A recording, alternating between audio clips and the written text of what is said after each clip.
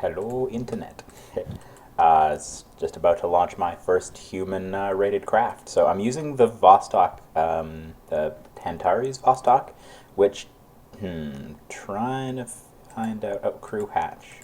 So there you go. You can see there's actually a crew in there. I think it doesn't have an attached filler IVA, and so that's why it's not showing a portrait down here. I haven't had time to fix that. Nobody else has fixed that yet, so, but there definitely is a person in this. So this is my Lenin Vostok rocket, or no, Marx. I call this one Marx. So I'm launching from the US because in RP-0, kind of a pain to switch to anything else, but you know, a lot of people like to launch from other launch sites, so it's absolutely possible. I just still like to launch from the US. Oh, weird. Is this? Oh, right. Okay. Sorry. It is early in the day here where I am, so trying to figure out which side of the world the sun rises from confused me. So I'm launching near sunrise here. This is just my DirectX 11 setup using the medium earth textures, medium everything textures. Let me just get this off the ground. So in realism, I believe it was, yeah, it's a realism overhaul feature. So recently it updated, so it takes a few seconds for the engines to spool up. So you can tell from the sound, or I use the fuel consumption to tell whether the engines have got up to thrust for launch. So I based my craft, it's kind of R7 style, so if you're not sure, that's like what they use to launch the Sputnik, or the Vostok, Voskhod, or the Soyuz, like they'll be sending to the ISS today, I believe. So the lower stage of this are, I think they look terrible. Unfortunately, I'm just not good at using procedural tanks to make things look nice. Oh, and make them look like good recreation craft. It's got a high thrust to weight ratio coming off the ground. That's just kind of a Russian design thing. It's got these 4 tanks around the outside, so the numbers don't show now, but they might have shown right at the beginning. So these 4 boosters around the outside, they're a bit higher thrust, a slightly lower efficiency as you get further up. They only burn for about 2 minutes before they drop off. That's the same style they still use today. I was trying to figure out what the bugs were with this craft, so I have test flight installed. Oh, and I wanted to close this. So you can see I've set up windows so I can see when I could potentially visit the planet. So it looks like the Mars window is going to be a very expensive one if you're not aware of like what it costs to transfer to the other planets. These are usually pretty similar, about 3.5 kilometers per second, but this Mars window is just not well aligned this cycle, so I probably won't be using that one unless I just send just a really basic flyby probe, because it takes a lot of energy to get there, looks like this time around. So under this cover is the Vostok craft. So I'm playing RP-0, a career mode based on realism overhaul. And let's see, let's follow forward now. So this is just the way I usually use to control launch. Some people like try to tweak MechJeb, so it'll do an auto launch for them, and it now has an RSS-RO mode you can use. So if you want to ever turn off your autopilot while launching, you can. Somewhere in here you'll see a RO RSS mode, and that's, if you're not sure what that does, oh, I didn't even have it on. If you're not sure what that does, that mode makes, one of the major things it does is if you're using the auto ascent tools, it would, when you disable it, like if you're using ascent guidance, if you had it on and then you want to turn it off because things are going sideways, or you want to take a more fine-tuned control to finish out the orbit, it won't shut off the engines when you do that, which is good because you have limited ignitions in realism overhaul. Also, most engines don't throttle. It's the number of the things that make realism overhaul more challenging, harder to get used to or into. So yeah, these boosters on the side are getting near burning out. The air kind of dynamic pressure of my speed, what is it? The density of the air, 1/2 the density of the air times your speed squared. So the air is getting less dense sufficiently that the overall force of my craft is reducing, even though I'm getting faster than ever, approaching 3.5 Gs now. So that's coming down, so I have more control over this craft. So I set up, these tanks are made of these little cones at the top, and I've got little solid boosters, and in the one successful test I had, fingers crossed that this one's also successful. It's not a test though, This actually has my first astronaut in it. They separate it out. So the R7 drops off those 4 boosters partway up, so pretty shortly now, in a few seconds, when those run out. It's called the Korolev cross, so these tanks kind of flip over themselves. Yeah. I unfortunately can't share like my graphic settings right now. It's just kind of a kludge of a bunch of things, and it's not the easiest to reproduce. I think everybody's crossing their fingers that soon enough Pingo Pete will hopefully release his current configs. So I can see my thrust dropped off there. So let's see what this looks like with these all separated. So that's exactly what I wanted it to look like. I didn't, that looked extremely good considering how little time I put into getting those all into the right position. So I'm just waiting for the air pressure to drop a little more, and then the next thing I'll drop. One thing I didn't mention, there's just so much to mention because I don't do videos very often. On those craft, there were, just as you can see on this, there's these it's got a nice covering of the turbo machinery for this engine. So that's actually just a interstage with the coupler flipped upside down. It's a trick that I think Regex stated it first. He's a contributor, and RO and RP-0 contributor and player sometimes. And it's a good trick for covering up your engine, kind of creating your own custom engine shroud. It's meant to actually do exactly what this is doing here, where it's covering up the engine between stages. So at about 100 kilometers, another thing I have tweaked, you'll see the world will do crazy things, so prepare. The graphics switch over from the ground mode to the space mode. There we go. Yeah, I just made it a really narrow window because when it took a gradual time to transfer over, switch between the 2 graphics modes, it looked crazy. So I just narrowed those windows, the transfer between those 2 modes. I think Scatterer is responsible for that kind of weird glitchy appearance I get, but whatever. If I had a nice little workaround, I'm not too worried about it. But yeah, so this nice shroud that's covering the kind of this cloned engine part we have is actually just payload fairing, and I set it up to, let's see, once I can hear, let me just jettison a panel. I can just drop off the little bits of it. I did try this during a test. I set the interstage to crossfeed so that the fuel can actually come across. Because normally, like here, I don't want this to take in fuels from here down into the lower stage, or else I won't have any fuel for the upper stage once we get there. So yeah, this core engine, it's more efficient in a vacuum, and it's designed to both be more efficient in a vacuum than those side boosters and to run longer. So weird, I had an engine. Did I have a loss of thrust or something? It's telling me here, vessel loss of thrust. Huh. So I must have lost, oh yeah, I lost some of my thrust. I think this is usually around like 800 or something like that. So I did have a failure. So test flight did in fact find my engine wanting. And despite I don't have the max data you can collect, like the more you use an engine, the more data you get, is 10,000 units. And like this is a relatively, so the higher this time is, that means your engine is less likely to fail. It has suffered a loss of thrust incident anyway, so it's actually, I'm getting less thrust, which isn't the worst type of failure. They're trying to make the failure more realistic and more punitive. Because realistically, if something goes wrong with your engine, you're not just going to get less thrust, same efficiency. The big problem is something will get damaged and really hurt the efficiency of your engine. So with this craft, I just need to be more mindful of what's going on here, so that I can deal with this loss of thrust. Which I think this would be a good failure mode for stock, because it's a bit of a challenge, more of a challenge for people. Like, it's not a fatal, terrible type of failure mode where you just lose a bit of thrust but really don't lose any or much efficiency. Yeah, so I've got RVE clouds. Even Nathan Kell and possibly somebody else set up clouds for Venus and some kind of wispy clouds for Mars. So I look forward to seeing those when I visit the planets. And yeah, I'm really happy with the amount of memory that I'm able to exist within here.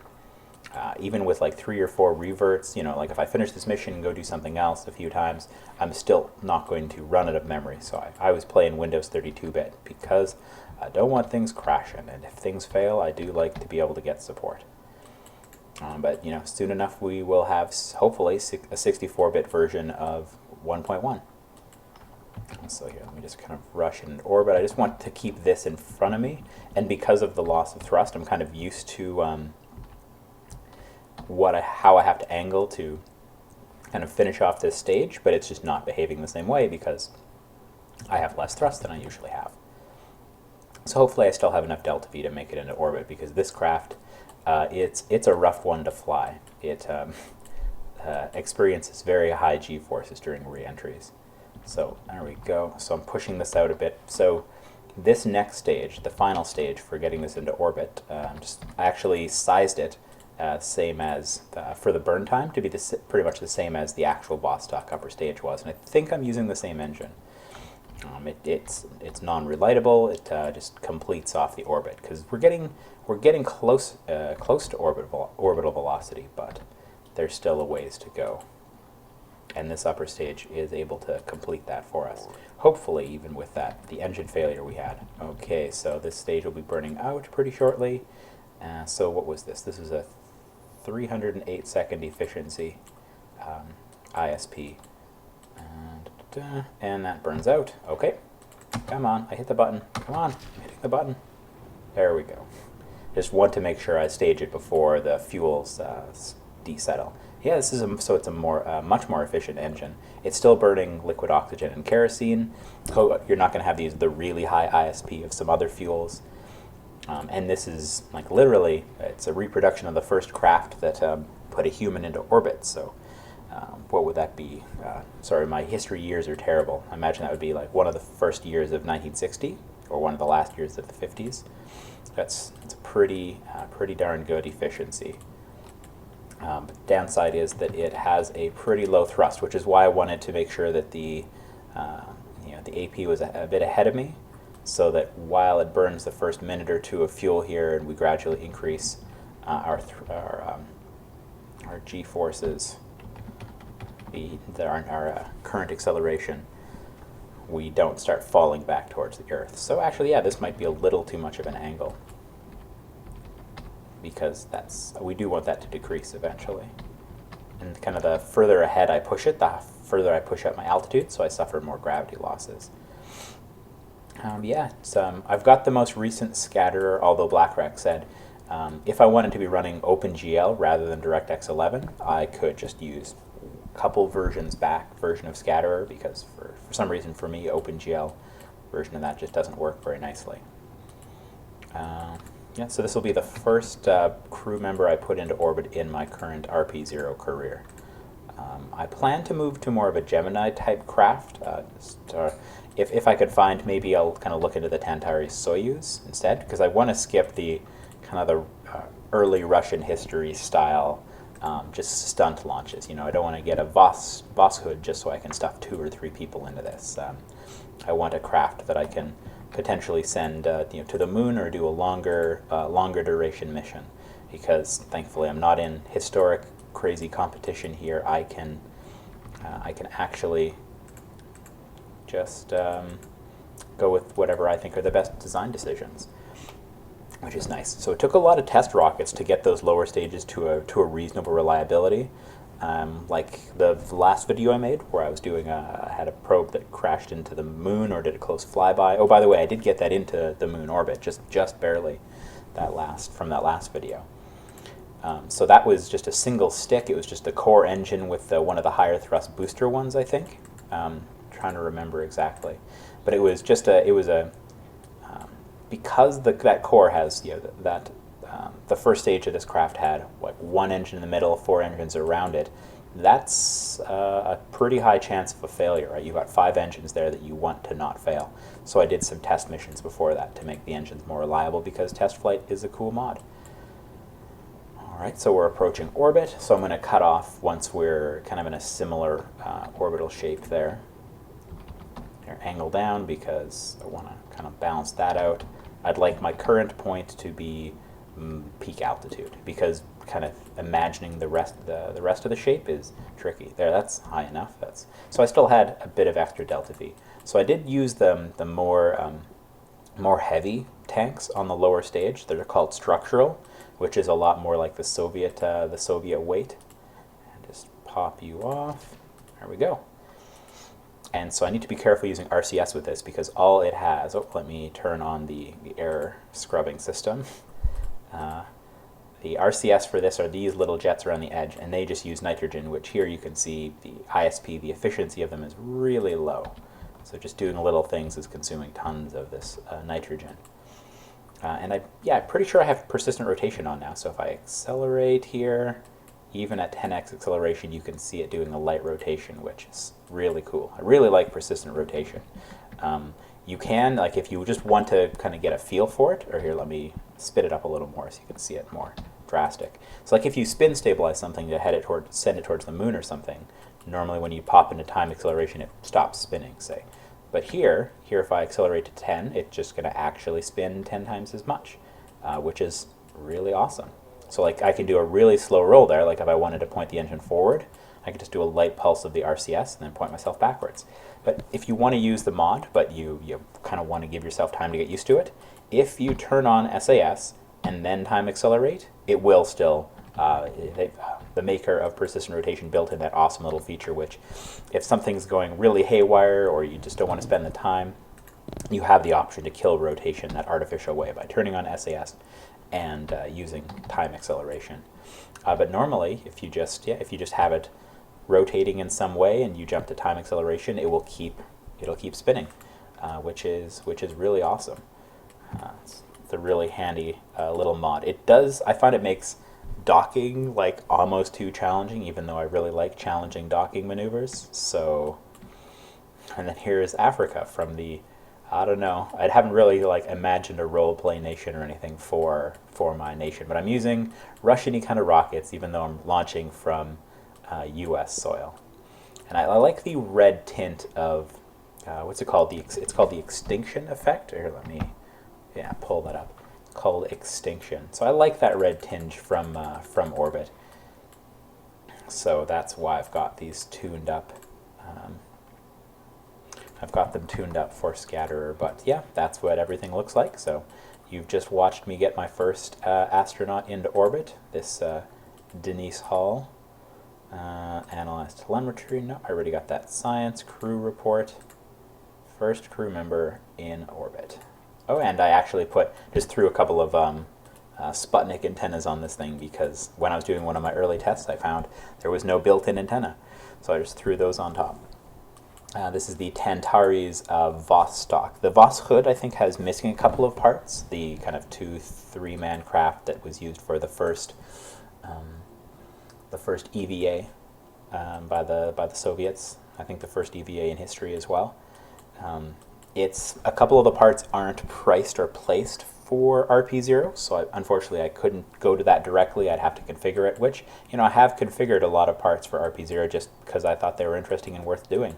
Like the engines that were on that first stage, the RD-107, RD-108, used for the first stage of that, the R7 Russian booster. I just kind of made those as clones of another existing kind of part. Also, one last thing I didn't want to mention in this video. So I'm going to share this craft because there's a lot of people, more people are playing Realism Overhaul and RP-0. So the craft I'll share will only be compatible with RP-0, I think, because it has the avionics units. So I had to add some electronics to those stages so they'd be able to control themselves. So you'd need RP-0 installed to play it, but just because you have RP-0 installed doesn't necessarily mean you need to to play career mode. RP-0 Sandbox still kind of plays like Realism Overhaul. But yeah, I'd encourage other people to share their craft of any kind. Reproductions are the coolest, I think, because if you could make something that looks really nice, like who was it? I'm trying to remember on if it was ACC or Where Loga who were. It was where Loga's made an Atlas-looking craft, like the American Atlas rocket, using procedural tanks, which looks really good. I usually use the FASA parts for that, because if I want a really good-looking reproduction like that, it's like to be able to Lego part it in, rather than having to make it from procedurals. But his craft looks really great, and yeah, I'm sure people can make a much better-looking R7 first and second stage than I did using procedural parts. So yeah, share your craft, or you can just come to the thread. I'll link the thread once I create it with this video, so that you can come steal our craft, or add your own craft to the repository. Because then, in particular, like, I can't build airplanes. I can't build airplanes at all for my life. So I'll always borrow other people's airplane craft files, so that's, those can be shared there as well. I think that's about it. Oh yeah, and so this engine is just for deorbiting. So once I've done a couple of orbits around, I believe I've accomplished a couple of missions here, I will just deorbit this. I did my tests over water, but I'm not sure where I will land this. And hopefully soon Pingo Pete will release his new version of RVE, so I can post a guide on installing that, because a new version of RVE makes it a lot easier to install these lovely cloud and graphic mods. Just right now it's not super easy even once he makes RVE.